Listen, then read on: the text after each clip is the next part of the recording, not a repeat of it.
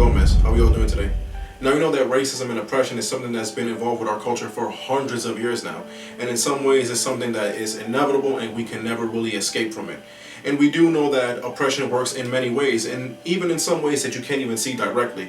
For example, the situation that's going down right now in Flint, Michigan, where there are hundreds of kids drinking contaminated water that are going to be sick. There are also kids in the inner city that are not getting the same quality education as those kids in the suburbs. But what if I told you that there are certain things that you can control? What if I told you that if some of us just open our eyes, things can become a lot better? Now, I understand that in years past there have been black leaders and other black men that they reached past the level of just a slave and became something bigger, and ultimately that led to their demise. But here's something I'm going to tell you guys. Did you guys know that African Americans alone had over $1 trillion in spending power in 2015? Hispanics, just over that number. So now think about this for a second. Yes, there is systematic racism. Yes, there is systematic oppression. Yes, you will always have that hillbilly with the shotguns screaming that he hates all minorities, not realizing that he's probably mixed himself, and not realizing that maybe his ancestors are probably related in the sense of maybe his mom and his dad are first cousins. But what we do have to realize is this. Just think about this for one moment. We as minorities, we spent over $2 billion just on sneakers. And we've spent over $4 billion on alcohol. And have you ever noticed that the majority of the liquor stores are on minority neighborhoods? Have you ever noticed that even though we are the minority, we produce more money per capita? Remember, most black and Latinos are located in major cities like Los Angeles, like Detroit, like New York, like Miami.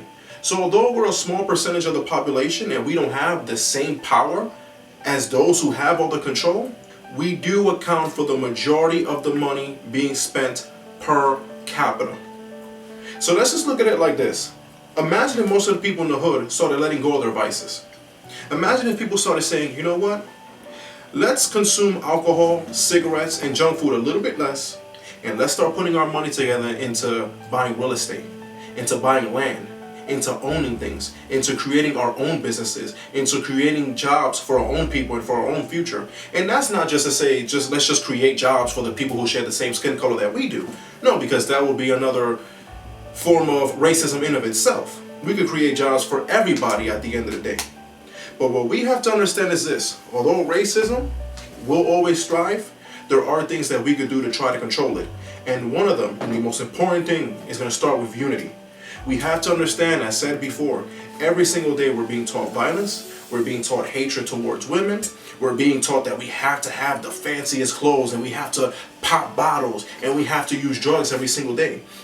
A lot of these rappers were put into power on purpose because our government knows that these rappers are the gateway to the minorities, and these rappers are the ones that are going to push the minorities to spend this kind of money. Now, I'm not judging anybody. I'm not saying don't go out and party. I'm not saying don't have a drink or a smoke from time to time. But always remember, if you want to have equal success, if you want to bring racism down, the only way that's going to happen is through money. Let's stop looking at other cultures to give us jobs. Let's stop looking at other cultures to provide us with houses. Let's stop looking at other cultures to provide us with opportunities. Let's make the opportunities ourselves. Let's start pushing for a lot of African American and a lot of Latino millionaires and billionaires to do more in their communities. Let's take a look at the rappers Styles P and Jadakiss. These are two men who are renowned for their artistry. Jadakiss is actually one of my favorite rappers, believe it or not. And look what they're doing right now. They say to themselves, hey, you know what? We're from Yonkers. A lot of people in this area are not eating healthy enough.